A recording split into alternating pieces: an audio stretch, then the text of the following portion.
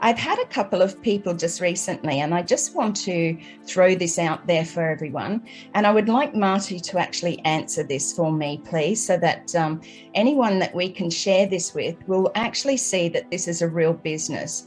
So some of the, questions or people that ask me, isn't this a scam? I've looked it up, I've researched, and I've seen that it's a scam. Now, we can explain till the cows come home about how this is not a scam, how this is a real business, how those people online that they can research anyone, I can tell you. Any MLM company out there will have something not so nice said about them. But I would really love to hear from you, Marty, seeing you are right up there. You've been in for a very long time and you've been marketing for many, many years, and how you actually let those people know that this is not a scam, this is a real company. So I'd really appreciate you today for that. Okay, thank you. And you're right about what you said. What happened is there's kind of a nasty type of marketing going on out there where they'll bash somebody so that they get your attention, and then they slowly tell you about their program.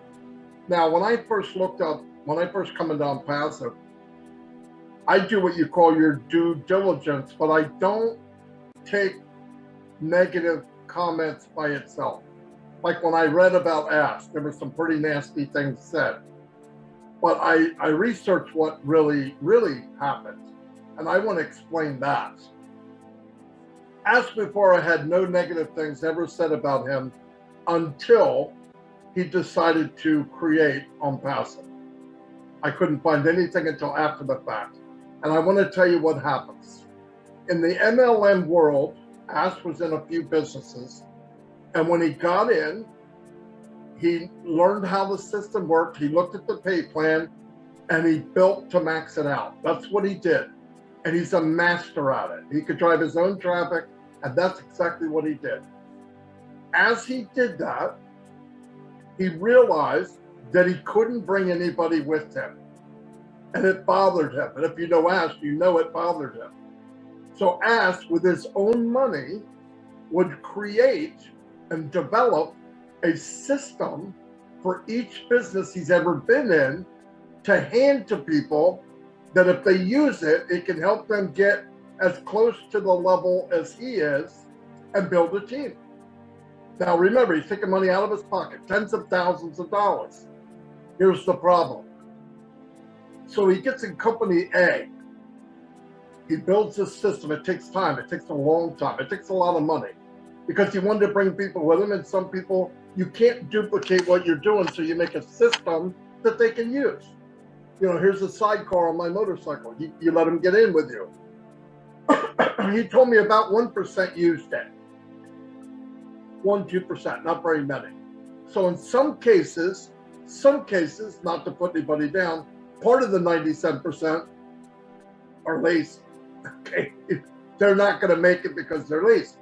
Now, so he built the system. Then he said, well, I built the system. Some people are starting to use it. It's looking a little better. I don't like the feeling because I can't bring anybody with me. You wake up, the company's folded. And he goes, I've even told the companies and told them I'll help you stay afloat. This is how Ash is. Listen to what I'm saying. They folded. Now, because MLM focuses on the big recruiters, when the companies die, the only people standing there are the faces of the company, but it's not really the company, it's a super affiliate. So companies folded, looked up, who did they see? Ash Mufara. We didn't make it because of Ash. No, Ash was a victim too, just a bigger victim. He did well, but he was a victim. Then he moved to the next one, and he said, I'll just bring my system with me, and I'll give it to people to help them build it, whatever company it was. Then he said, oh my God, I can't. I used that system to build that company's name, and that company's out of business. I would have to change the name and everything. So he would rebuild another system for a totally separate company that he has no control over. Zero. He'd build it, and for one reason or another, whether it was the pay plan or whatever, it would fold, just like they all do. There's very few businesses that are still running more than 6 months. Okay, Amway, Avon, I mean, some of you know, but you can name a lot more that aren't here that were here last 6 months ago. So then he said, okay, this sucks. I could go back to the corporate world. This isn't about Ash making money. It was about Ash getting freedom. He knows how to make money. So he goes, I don't want to go back to the corporate world because it's more corrupt than where I'm at. So he went to his wife. We're going to have to build our own. There's nothing out there. She probably wasn't, I don't think she was real keen about it. But they came out with, his wife said, you can build something, but don't spend the people's money. So that if any founder wants their money back, you can give it. And to this point, he spent none of the money.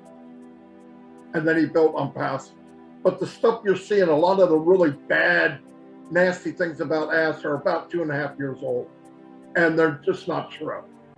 And I know they're not true anyway, and I didn't think they were, but that's just vulture marketing. That's, some of them just do it. YouTubers will do it. A YouTuber will come on and say he's a scammer, he's this, he's that. But if you trace the YouTuber back, he's got a whopping 3 subscribers. He doesn't use his real name because he's a coward. We Be Toys or some stupid thing. But you can't find out who he is because he doesn't want to really tell you who he is because he doesn't have a backbone. He's a squid. And I've caught a couple of them. I go right back and find out who they are. And I said, wow, you got a lot to say with your whopping 5 freaking, people that joined your channel. Yeah, let's follow you. He's broke. He's trying to get you to follow him. That's why when you see something negative, you don't go after it, ignore it. That's what they want you to do.